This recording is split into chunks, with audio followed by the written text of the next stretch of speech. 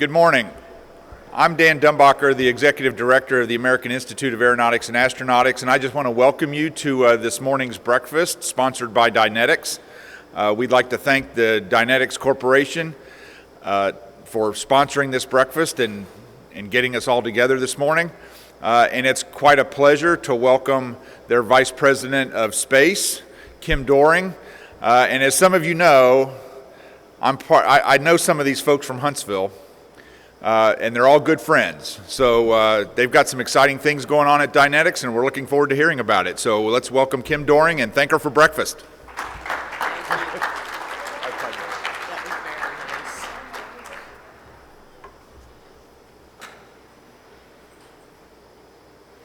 Thank you, Dan. And especially those of you who do know Dan, it's hard for Dan not to have a funny story or a joke, but he promised me he would be nice, and that was probably the nicest introduction I've heard from Dan, so thank you.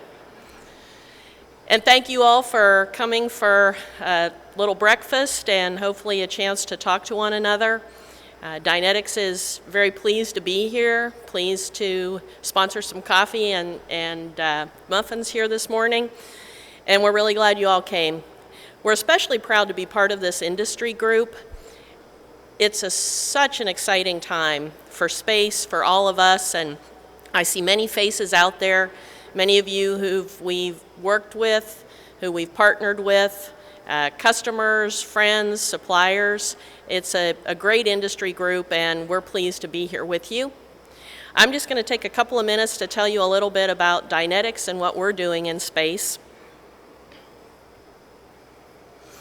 So it has been a busy decade for DYNETICS. While DYNETICS has been supporting defense and intelligence for over 45 years, we really started our space business about 10 years ago, in 2009. This is a little timeline of the last 10 years. Hopefully you can see it. It may be a little small for the folks looking at monitors in the back of the room. But we began our space business by partnering with Marshall Space Flight Center on a small satellite, the FastSat.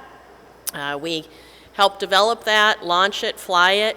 In 2009, we also acquired a propulsion company called Orion Propulsion. And the Orion core group is really what started the space division. It's been a very busy decade. As I mentioned in 2009, I'm going to look up here as well because I can't see this monitor. So in 2009, we started off with that satellite. We then, shortly thereafter, we got a contract to develop an advanced booster risk reduction work. We partnered with Aerojet Rocketdyne on that work to look at some engines and some advanced manufacturing techniques for an advanced booster that NASA was contemplating at the time. We also were brought on board by Boeing to support the core stage. We've developed the exhaust gas heat exchanger for the SLS core, and we also did structural simulators for the core stage that have been used at Marshall Space Flight Center to do qualification testing. Continuing on, we partnered with United Launch Alliance a couple of years ago to perform the structural qualification testing of the Vulcan booster. And I have a few pictures there. We just had a ribbon cutting ceremony last week in Decatur on the ULA campus for the testing that we've done there. Continuing on, DYNETICS had the opportunity to build the Pathfinder for the core stage, a 212-foot long, flight-like mass and size Pathfinder. You may have seen pictures of that going down the river on a barge, going to the Stennis Space Center. The Pathfinder was developed to help NASA make sure that their logistics and handling, that everything was going to work well before they actually got the flight hardware down to Stennis, to Michoud, and then over to KSC.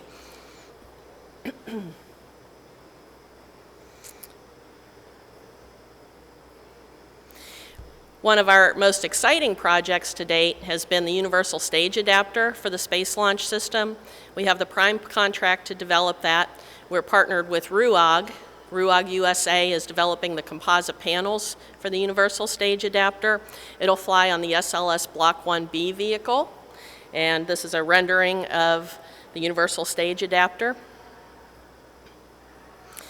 Some of the other things that Dynetics has branched out into recently in space have been developing exploration technology.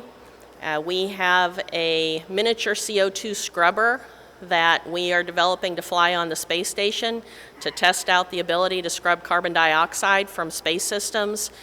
We hope that technology is going to play out well and can be used for spacesuits as well as landers, habitats. So it will fly to the space station in about a year, and that's the photo on the upper right there. I'm sorry, on your left. We also were asked by NASA to develop a laser air monitoring system for the Orion spacecraft to monitor CO2, water vapor, and oxygen. That's called the LAMS. We'll be delivering the LAMS next month to JSC for integration into the Orion. And then we also have got back into the satellite business where our roots started with the Lone Star program.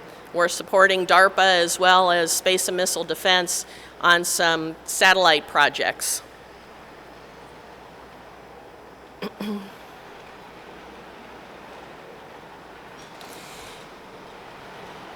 Got a little competition there. I don't know if that's rain or dollies, but hopefully you can still hear in the back of the room there.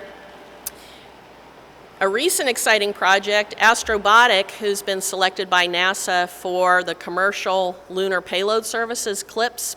Astrobotic chose us to develop the propulsion system for their Peregrine lander. And if you stop by our booth, we have a full-scale mock-up from Astrobotic there of the Peregrine. So very exciting work indeed there.